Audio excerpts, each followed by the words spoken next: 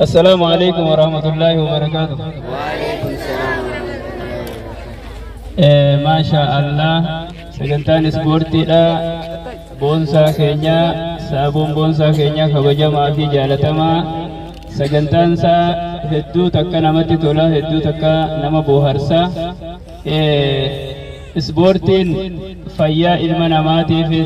مرتي سادا نمني سبورتي ولو أما ركوب سدان ولو إبي غرغرات هنكبمو فيا قاماتي سبورتين برباچي سادا جبينا قاماتي برباچي سادا سبورتين akkasumatti nageenya mataa keetii eeguufillee ispoortiin murteessaadha barbaachisaadha nageenya biyyaa eeguufillee ispoortii murteessaadha nageenya amantaadhaa eeguufillee ispoortii murteessaadha kanaaf rabbiin subhaanahu wa ta'aalaa waa'idduu lahum mastata'atum diina keeysan kabeeytanii fi kan hin beeyneefis qophaawaadhaa jedha rabbiin subhaanahu wa ta'aalaa diinni nuti beeynus ni jira diinni nuti hin beeynes ni jira yeroo hunda ilmi namaa baalagaaraa qaba ilmi namaa jireenya isaa keessatti yeroo hunda baalagaaraa qaba baalagaaraa isaa saniif ifirraa qolachuudhaaf qophaa'uun barbaachisaadha saniif wanti guddaan asitti gartee agaraa jirru nama gartee qabeenya ifee eeggatu qabeenya ifirraa diina ittisu bifa gartee diraamaatiin ijoolleen ogaa agarsiisan hedduu takka namatti tola akkasuma bifa diraamaati amma yoo dhugaa taates yoo dhugaa wanni akkasii si mudattes yoo ispoortii beeyte qabeenya keetirraa kan ittisuu dandeessa yoo ispoortii hin beeyne immoo guyyaa adiidha saamamtaa jechuudha nama meeqaatu asii magaalaa dhaqee iyyaallee harkaa sirqii butee booyaadhaa mana gala harka qullaa kanaaf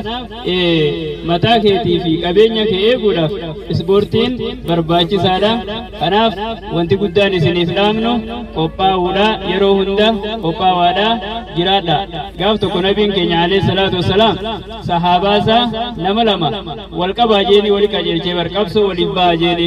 sahaabaa yeroo hunda amatatti waggaadhatti ergaman warra jihaada dhaquu danda'uu fi warra qabsoodhaa deemee biyyaa qabsaa'uu danda'uu fi warra hin dandeenye ijoollee xixiqqoo waggaa 15 geesse tan hin geenye barabaraan ijoollee hunda irra fidanii akkasitti laala ergamaan laalaadhaa ture gaaf tokko ijoollee ansaarotaa nama lama irra fidanii ijoollee san lamaan keessaa ijoollee walqixaa tokko ammoo ballaqee nama guddaadha qabsaa'uu ni dandayaa jeeti akka gartee galmee warra qabsaa'otaa keessatti galmaa'u akka gartee warra qabsaa'u keessatti hirmaatu karaa baneef kaan ammoo ati hin geenye taa'ii jeeti ergamaan irraa hambisee jira mucaan jabaa wahiiti yaa ergamaa rabbii jeen bara ana kaati hambifte kanaafi gurbaa ati gara jihaadaa qabsoodhaaf ni dandeessaa deemi jettee achi dabarsite kana yeroo wal qabneehu anaatu kuffisaa jee mucaan namaan an kuffisu na biraa dabarsitee ana keessaan hambiftee jeeni bar mucaan anaatu irra jabaadha akkamitti ana hambiftaa isaa tafuu qaba malee jeen amma yoo wal qabdan si kuffisaa jeen ergamaan yoo wal qabne anaa kuffisaa turee jeen akkas taatu na bira wal qaba wal agarsiisaa jeeni bar akka amma ijoolleen asitti wal qabaa jirtu kana na bira wal qabaa agarsiisaa jeen akkasitti kaanii ijoolleen lama walis seenan mucaan ergamaa yeroo duraa dabarsesan ati dabarte jeelii dabarsesan ni kufe mucaan ergamaan duraan hambise sun ni kuffise ogaa kana ergamaan keenya alayhi salaatu wassalaam bakka akkas taanaan atilleen qabsaa'ota keessa seenii jee achi dabarse jechuudha kuni maali nama humna qabuutu diinallee kuffisuu danda'a nama diina kuffisuu danda'utu qabsoo keessa seenuu danda'a saniif ergamaan keenya alayhi salaatu wassalaam sahaabaa yeroo hunda akka isaan qaama isaanii jabeeffatan akka qophaa'an itti hima alaa innal quwwata arrabyu jannabiin alayhi salaatu wassalaam akkasumatti darba baruunis diina gartee akkatti halaalatti dhawan baruunis akka hoggaa yeroo diinni nama bira dhufe akkatti firraa qaban baruunis hedduu takka gartee murteessaadha saniif nageenya biyya teenyaatiif nageenya mataa keenyaatiif nageenya amantaa teenyaatiif ispoortiin gartee barbaachisaadha namni haalli isinii mijaa'u hundi akka gartee baratan barsiisaa keenya saabuun boonsaa wanni gartee biyya tana keessa taa'u jiruuf dhaloota biyya tanaa hawaasa biyya tanaa fayyaduudhaaf akka gartee irraa baratan asumaan gartee dhaamsa isinii godhuu barbaada isaanillee yeroo takka gartee akka naa galateeffatanii بربادة يرو تكبي الله أكبر الله أكبر الله أكبر barsiisaa keenya Saabuun Boonsaa gaara kana asii kunoo ilaa tabbiqaambe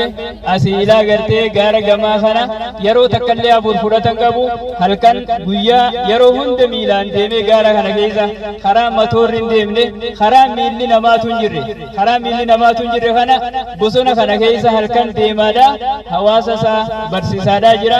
osoo magaalaa guddoo keessa taa'uudhaaf carraa qabu magaalaa guddoo galee taa'ee mana kireeffatee barsiisuudhaaf osoo gartee dandeettii qabu carraa qabu daggala kana keessa hawaasa kiyya kanaan waan hin baradhe sana barsiisaa jee as keessan wajjin taa'ee hawaasa kana beekumsa isaa qoodaa fi raabsaa fi jira saniif namni kun isin jecha bakka tana taa'aa jira isinillee akkasi beeytanii akka irraa barattan booda akkan gaabbineen isin dhaamsa gama keessan dabarsuu barbaada kanaafuu hunda keessanuu rabbi isin haa barakeessu isaanillee rabbi nu haa barakeessu umrii barakaa rabbi haa kennuuf fayyaa barakaa rabbi haa kennuuf ilmaan keenya ka barataa jiran kanallee bakkaan rabbi haa gahu nama barnoota hundarraa qooda fudhatu rabbi isaan haa godhu barnoota hundarraa nama qooda fudhatu rabbi isaan haa godhu barnoota diinis barnoota gartee duniyaattis hundaa'uu namarraa qooda fudhatu rabbi isaan haa godhu nama gartee takkallee nu duraan hafne rabbi isaan haa godhu kanaafuu inshaallah galatooma jazaa keessan rabbiin jannataan isin haa kafalu wabillaahi tawfiiq assalaamu alaikum warahmatullahi wabarakaatu